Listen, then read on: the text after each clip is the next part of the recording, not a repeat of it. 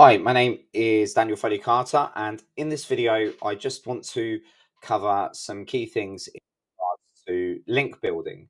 So, one of the key things in link building is that it makes up a massive part of the SEO industry, and it's also a dirty part of the SEO industry.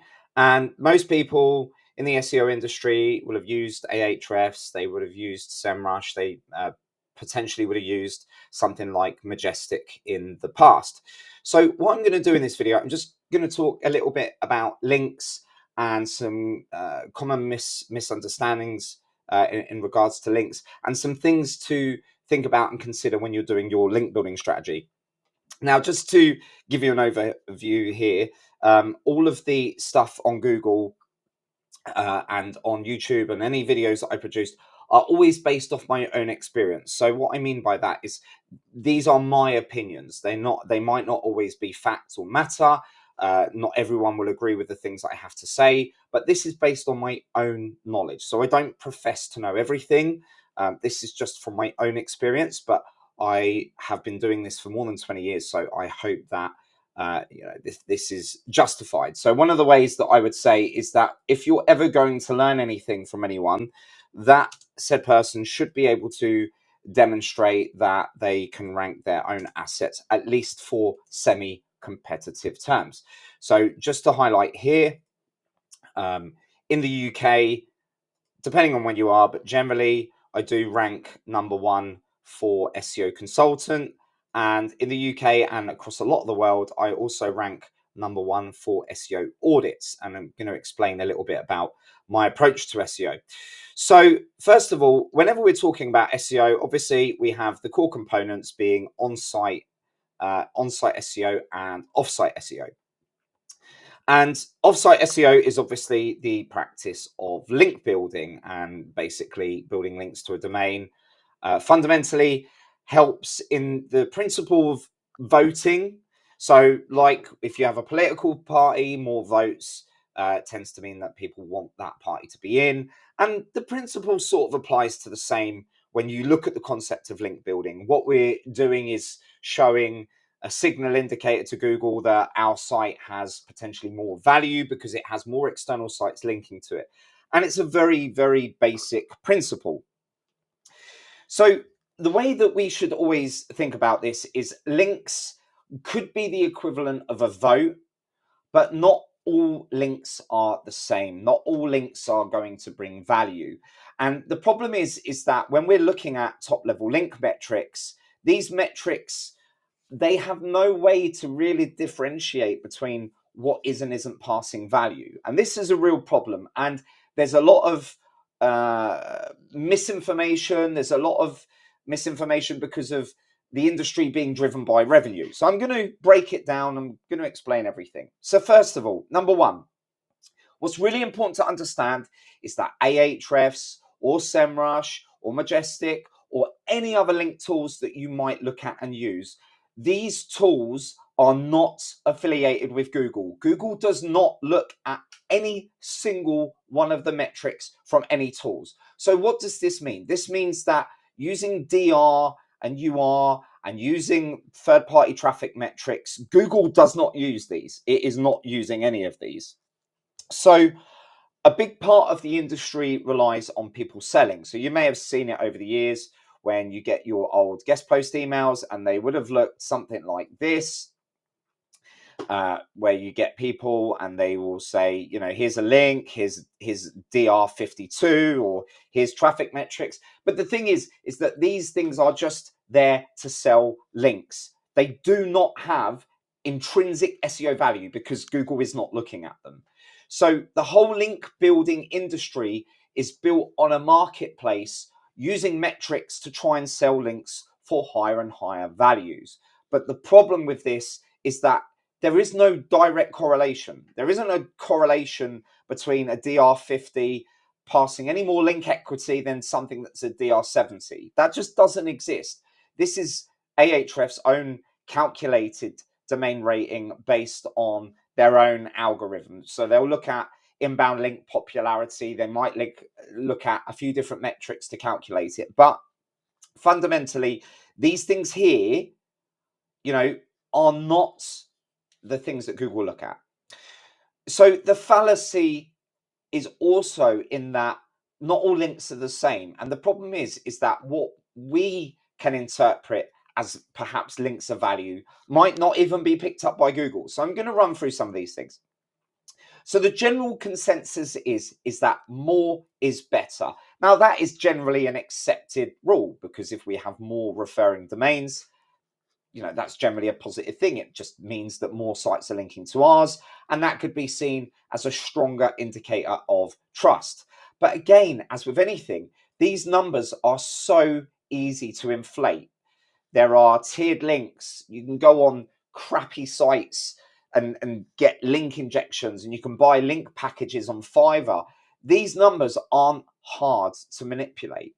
So sometimes when we might look at a referring domain, we can't just say, well, our domain has 615, but a competitor's has 1,000, and then just go by that.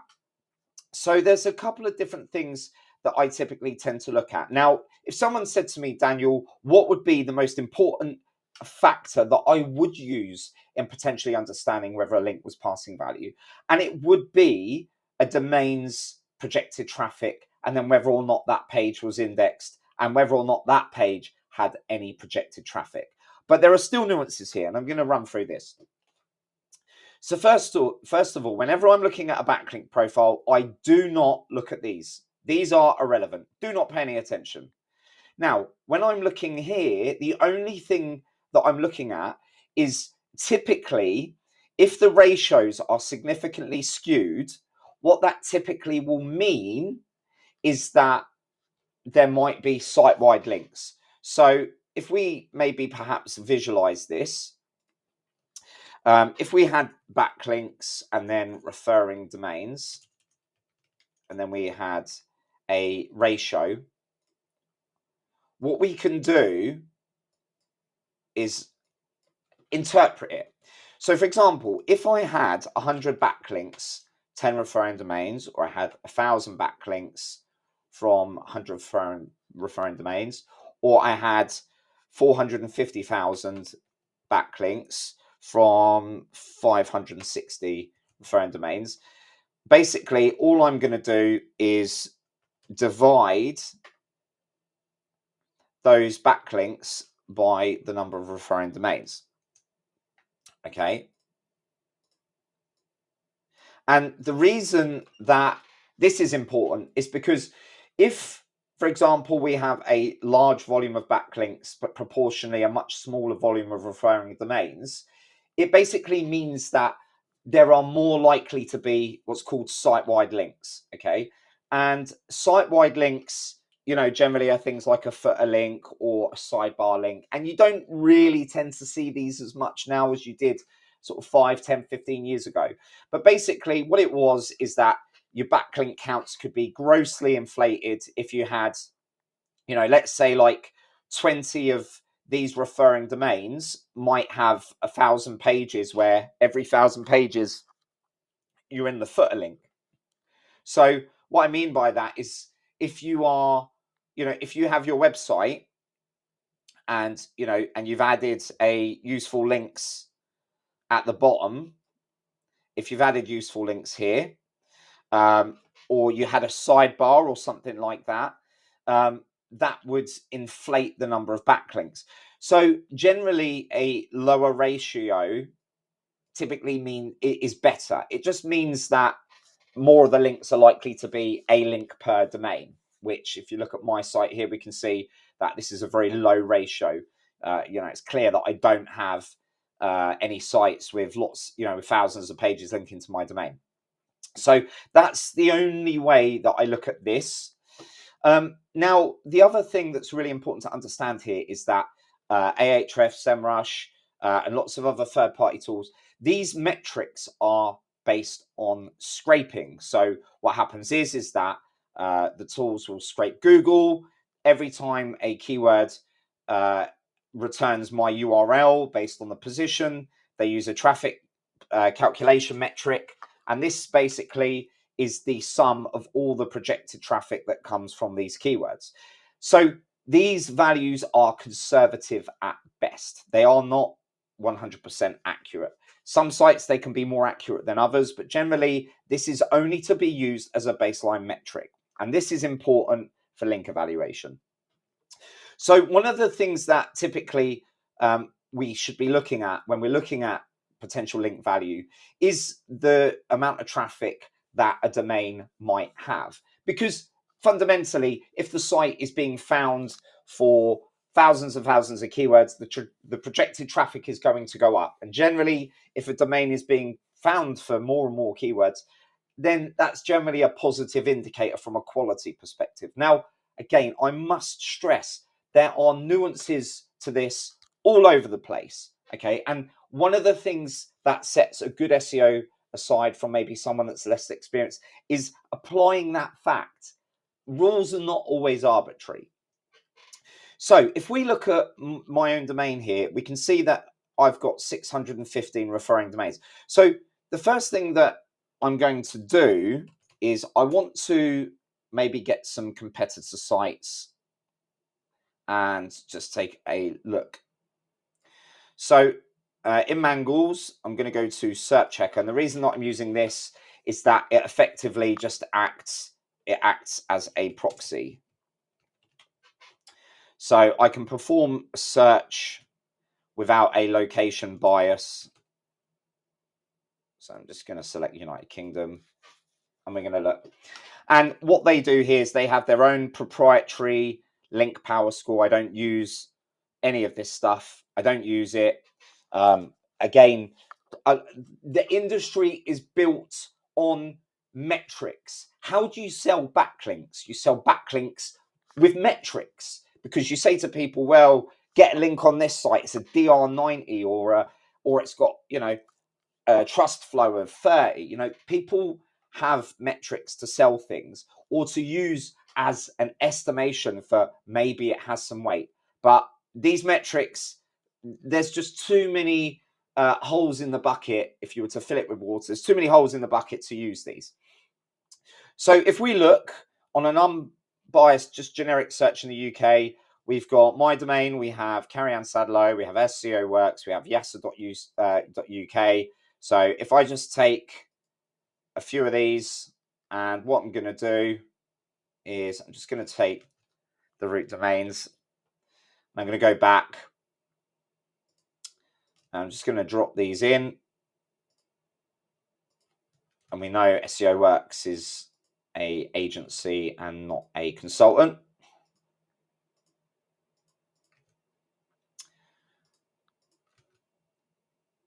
Sometimes keeping it simple does work for SEO, as I've tested over the years. Now, from a logic perspective, if we now look at referring domains, okay, and if we look, we can see volume of referring domains over time, okay, and we can see that I'm relatively well placed. I mean, here you can see I'm actually the second lowest. But if you look, for example, you'll see here that SEO Works has got more than double the amount of referring domains that I have. But then you'll see yasa.uk. Yasa's a fantastic guy. But you'll see he's only got 1/6 of the volume of referring domains, that I have. So you can sort of see here that, a portion of the top ranking domains have got, a lot of links, and then you can see yasa.uk has not. There are so many nuances as to whether or not we should be looking at link reliance as the only factor, because there are loads of other factors that Google is going to be looking at. Links just happen to be like a uniform factor where there is a requirement, okay? But we can see, not every site is going to need, the same level of referring domains to rank. And there will be nuances around that, including like website quality, content quality. Then there's also longevity of rank and things like that. Because, if we look at the position history for SEO consultant, so if we just go to Keywords Explorer, look at SEO consultant in the UK, and then we go down. Okay, so for example, I've got 5 years of ranking history. I had a bit of fluctuation in 2021, but you can see here I've got around 5 years of sustained history here. But you can see, there's a clear correlation between Carrie Ann's site coming up very quickly for SEO. And if we look at the referring domain profile, I didn't mean to click on that, we can see a direct correlation between a sudden large surge of referring domains. So we can see there's that correlation that you can get. And sometimes what can happen if you build a large volume of referring domains in a short period of time, you can get a temporary jump in rank, but whether or not this will hold will be dependent on lots of other factors. Now, so the point of this part is to convey that referring domain counts can play a part, but they are not something to look at in isolation, because again, we really need to look at the relationship between these sites over time. So for example, we can see that yasa.uk only has 108 referring domains, and we can see that that came up, and then we can see it's ranked for a fair while, but we can see that it's slightly slipped over time. Not much, but it's slightly slipped back. And again, that might just be, the lack of ongoing referring domain growth. We can see it's actually dipped here. Okay, so again, correlation and causation are not always tied in SEO. Now, the reason that I'm talking about this is because we're looking at just one thing. We're looking at the number of referring domains. But yasa.uk only has 108. What happens if, of my 615, what happens if 550 of them are garbage, low quality domains? This is a vanity metric. So one of the things typically that we're going to look at is we're going to look at what proportion of these referring domains actually have some projected traffic. So one of the things that I typically tend to do is I will click on referring domains. You can see here the volume of referring domains that we got, 615. And if I now select domain traffic and I do 0 to 100 and I click 0 to 100 and apply that, 379 of my domains are basically rated 0 traffic. Now, not all of these domains, not everything in here is genuinely going to be a 0 traffic domain. But there's a very real probability that a lot of these are just garbage, just non-value domains. And if you look, we have that intrinsic issue again, where we see these metrics. People would sell DR50 onwards as really high authority, and people could easily be drawn into that. But, how can a domain that's got thousands of external referring domains have no projected traffic or low projected traffic and very few keywords? Well, generally, many of these sites may have been domains over time that have been abused. And over the last 1, 2, 3 years, we just see that these domains have literally lost all of their organic value. So whilst the metrics may persist and unknowing people might still buy links from them, the domains themselves have very little value. Okay. And, we can just literally take a look.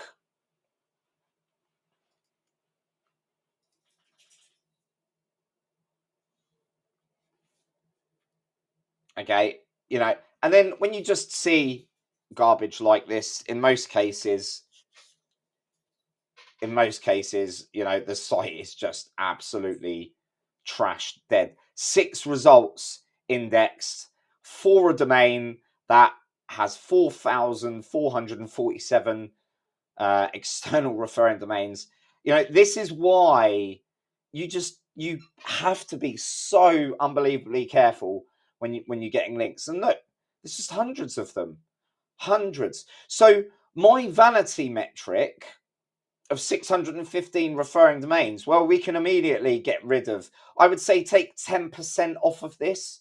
Let's just say 330 domains, okay, of my 615, probably just from utter garbage, okay? So the biggest problem when we are looking at competitors, when we're looking at metrics, top level, you can't just look at this.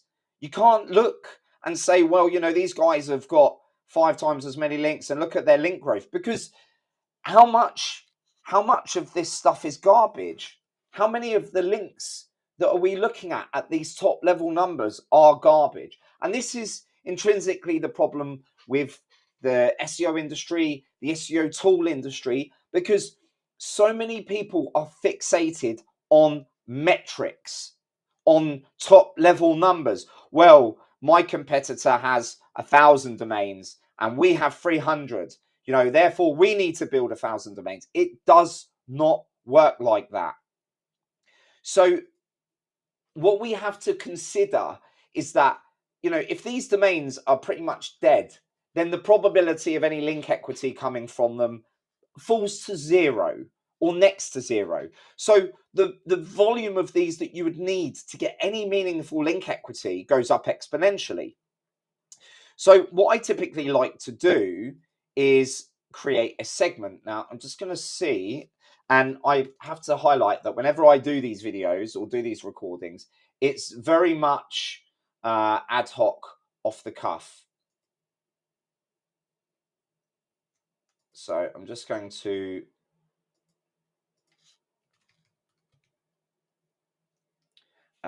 so where is it?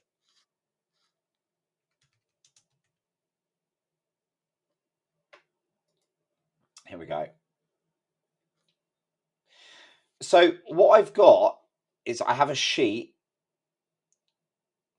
I have this Google sheet, and I'll paste links to these things in the comments so that you can access them. But what you do, okay, is you make a copy of this sheet. So I'm just going to show you what you would do. So you'd click File, make a copy of the sheet, and these are the metrics that we're going to want to get. Okay, so what's going to happen?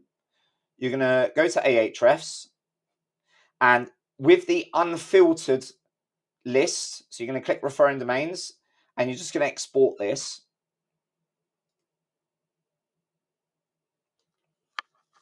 Okay, and then we're going to open it. And all we want is these columns here. So domain, traffic, DR. So domain. So I'm just going to copy the domain over. And then we want traffic.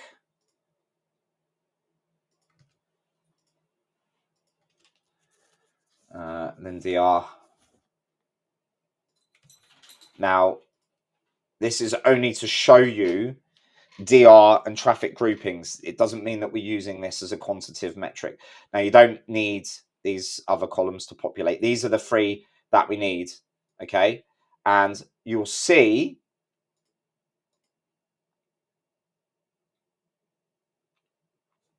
so what we're going to do, we're just going to empty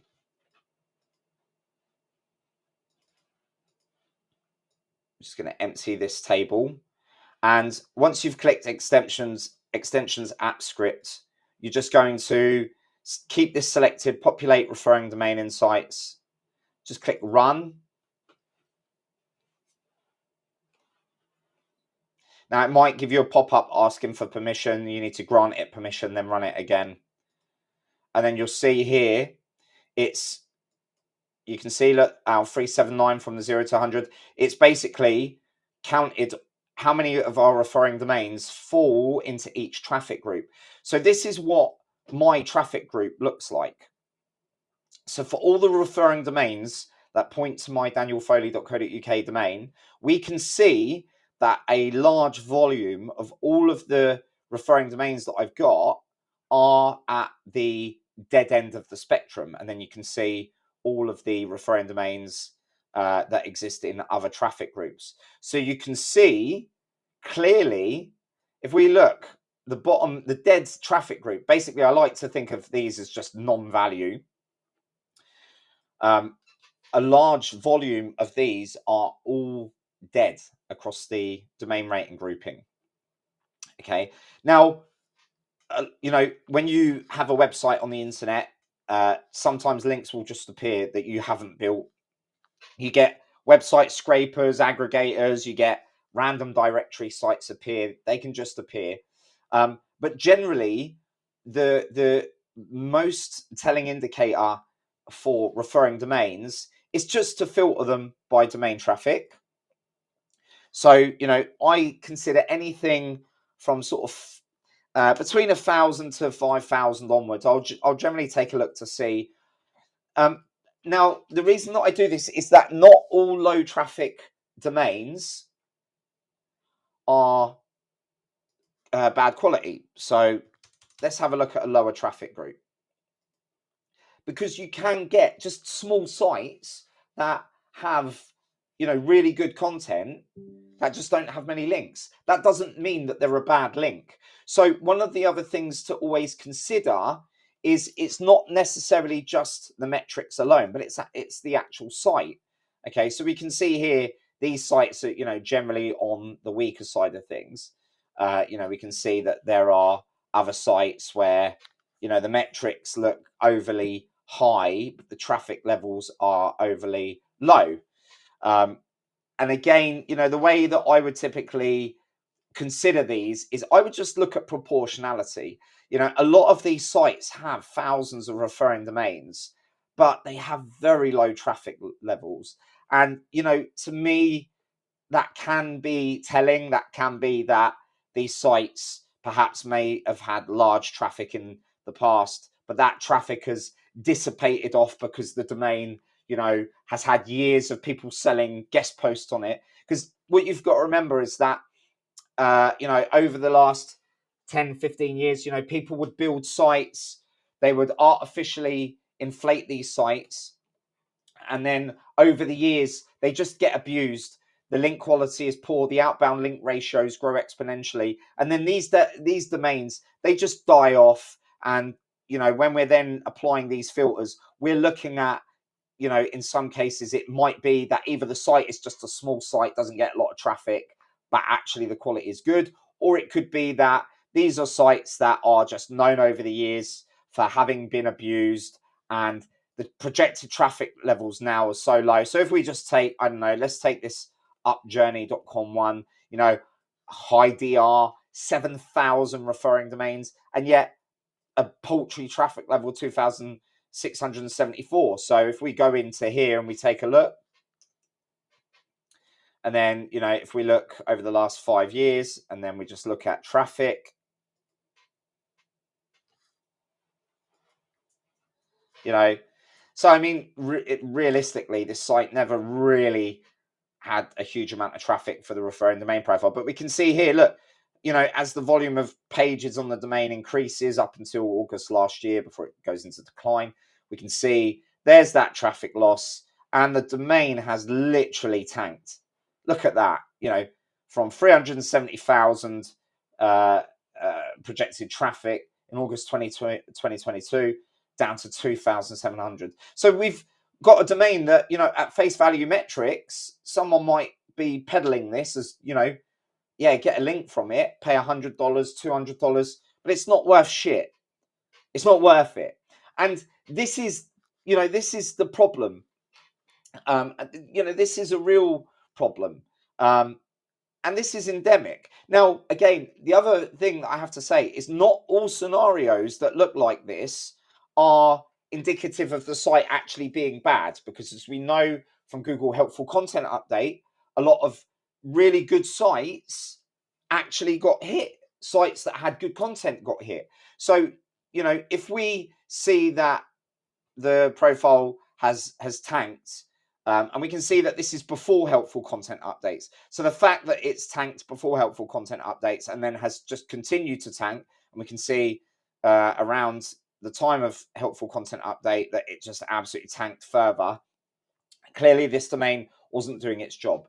Now, these are the challenges that we have to overcome in the link building industry, because quite, realistically, if we talk about SEO, building links is hard. Building good links is hard because it's very easy to go and buy links from guest post lists or from sites, these platforms that offer you to buy links from their inventory. The biggest problem is that, it's easy to go and buy links, and it's easy to go and buy lots of them. It's easy to spend a lot of money. But realistically, due diligence is needed. Buying links on domains that have tanked or died is just nonsensical now. And also equally buying links on domains that have no history, and then overnight they go from no traffic to 100,000. Domains like that should also be avoided in most cases, because they are probably programmatic spam. So some of the other things that we can do is, I have this metrics population sheet, okay? And what you can do is, if you want to rank for something, so we're going to do it here. I use Mangools for this. You can do it manually, but obviously it's going to take you a lot more time. And I have to advocate, number one, I am not sponsored. I have not been paid to mention any of the tools in here. I'm doing this purely as just from my own workflow. So I'm going to export this to CSV, and I'm just going to open that. And I'm just going to copy some of the data here. So we get this export, okay? And if we go to this metrics population sheet, which I'll make a copy of, what we're going to want to do is, first of all, we want to paste our URLs. Now, I've only got 10 URLs in here. So I'm just going to, from my export, I'm just going to copy these URLs first. And I'm just going to paste them in. Just bear with me, because for some weird reason, Google Sheets just randomly seems to hang whenever I paste from an Excel sheet into a Google Sheet. So I'm just going to wait one moment.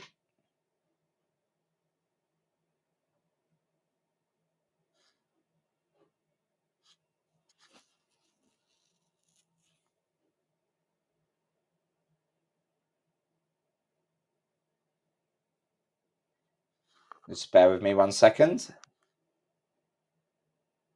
Right. So we pasted that. And you'll see here, it's now populated the metrics. And we're just going to get rid of these, because we don't want those in our comparison. So you can see here that we've taken a number of different metrics here. And the other one that we need to just double check, because I think there's a script. So I think these have actually already ran.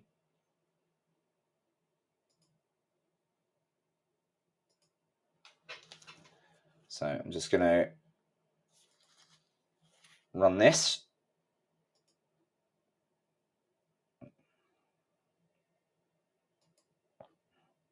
Okay, it's already done it. So fundamentally, what we're looking at, sorry, I need to update these metrics. Now, these referring domain metrics, typically I'd get them from Ahrefs, because I think in Mangools they are underreported. Yeah, so we can see here these are much lower metrics than the actual metrics. But let's just say, we take these. I think we can get them directly from Ahrefs. We can go to Ahrefs, and then we can simply go to all tools, batch analysis, And then we're just going to do that. And sometimes you do have to wait. And what that will do on the batch analysis is it will give us the top level referring domain counts for each of the URLs. So this is based at URL level and not for the full domain. So you can see here the total volume of referring domains. So if we just export that,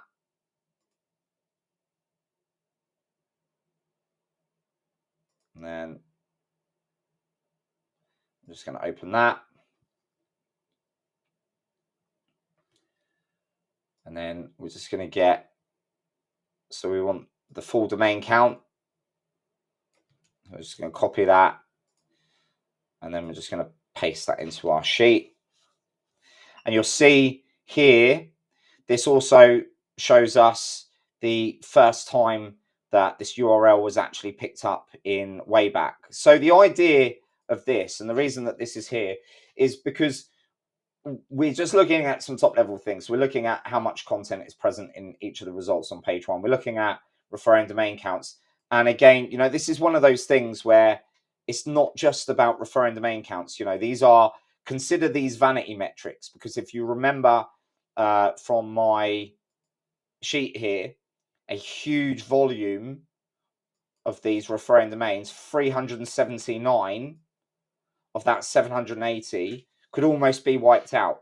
So, you know, what I, you know, may typically consider doing is then saying, okay, referring domains of value. So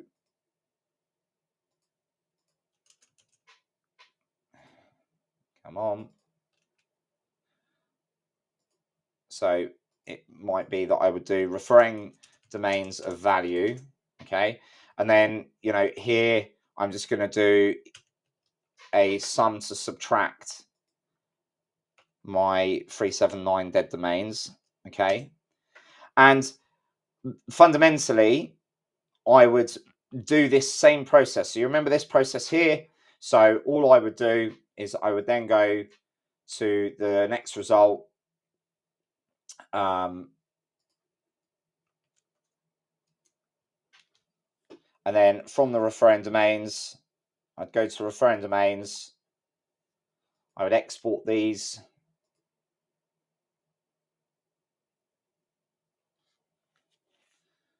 Open that. Okay, and then I would, again, it would be domain, copy that in. So domain traffic DR. So domain traffic and then DR.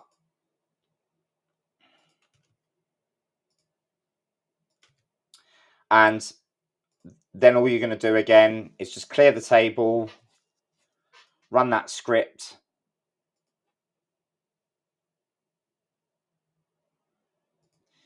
And then we can see that there's 197 there. So I would just subtract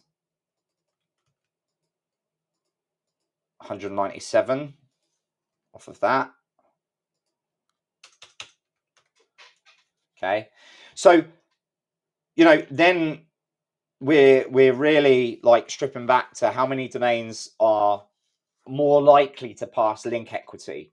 Okay, and then so the reason that, you know, this is of value is because, you know, then we're stripping out the garbage, all of the overinflated stuff, the directories, you know, the crap that's not likely to add any value. And then the reason that we're adding this is just, you know, how old is each result, you know, because whenever we're doing our analysis of a SERP, there are so many things to consider.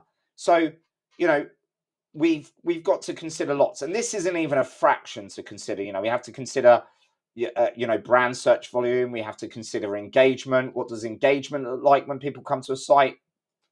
My engagement is really good. I'm happy to admit that from my Microsoft Clarity, and ignore all of this. This is just because of my privacy badger disabling my reviews. But basically, most people engage with my video content. They watch a couple of minutes. So my engagement is good. So, but when we're looking at this, we want to look at the relationship between things like how old is the result.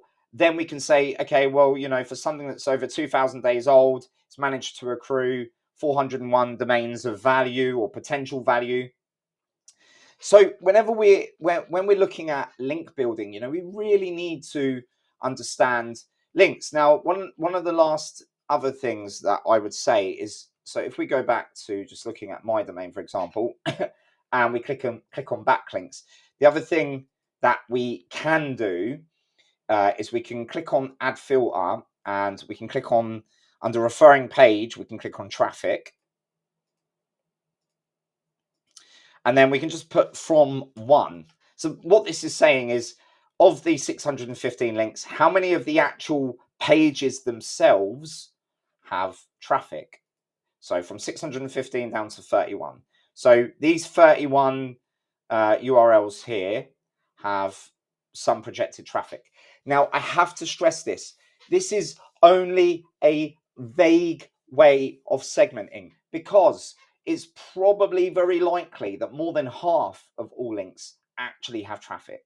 But it's just because Ahrefs, like SEMrush, like loads of other tools, they are scraping the web. They only get a tiny proportion of the data. Therefore, their traffic projections are not going to be accurate for all URLs, which means that you cannot just go on this alone. So you can look at referring page traffic. You can also just look at keywords. You can look at how many keywords are in the top 100, so from 1 onwards. So 31 then changes to 120. So the idea is that we really need to get to the point where we're just looking more for traffic, more for keywords, more for being indexed. Okay, these are the things that we need to consider. When we look at sites, like this, and this is the common theme of site that we've seen over the last 10-15 years, where people buy a domain. This is what happens. They buy a domain, they chuck a cheap WordPress theme or a free newspaper WordPress theme on it. They chuck tons of spammy links or link consolidations at the domain. So again, if we just take a look at this, even 10 years ago, it had like next to no traffic, and we can see it just has nothing. There is nothing. This domain has nothing. But to any unsuspecting or junior SEO, or someone maybe that has been given the task of link building, but they don't fully understand what they're doing, they might see this metric and read that high DR is good, buy a link on a domain that is utter crap. I mean, you wouldn't, even if someone paid me to have a link on it, I wouldn't have a link on it. But this is the kind of thing that we see on a lot of link building platforms. You see the same theme of site, and it's now even worse because Google just won't index content like this, and with AI generated content, it's even worse. So what you will have now is you will have spammers, link builders setting up these sites using AI to churn out content at scale, using programmatic SEO, artificially inflating the domain and selling links. This is why the link building industry is dirty, it's toxic. You need to have your due diligence about what you're doing. Have a look at the site's indexed profile. If a site, has 1,500 apparently indexed results, but Ahrefs can't find any traffic for it, then you can almost certainly bet that the domain genuinely is dead. And these are the kind of things that you want to stay away from. Anyway, hopefully this first video, I'm going to be doing a series of videos around link building, strategy, anchor text, looking at things like link networks, looking at link sustainability, looking at outbound link ratios. But this is more just to provide some context around top level metrics. Be careful. Don't look at stuff like this. honestly, it's nonsensical.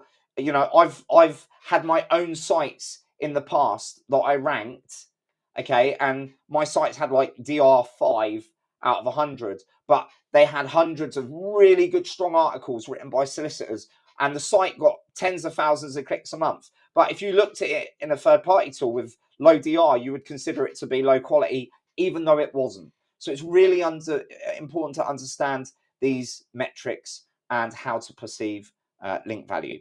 My name is Daniel Foley Carter, and for those of you that may have not come across any of my stuff before, I run and own an agency called Assertive. We also run our sub-brands SEO Audits.io, where we specialize in SEO audits, and SEO Stack, which is basically where we rebuilt Google Search Console and we made it so that you could basically access all of your Search Console data without the limitations. And it looks something like this.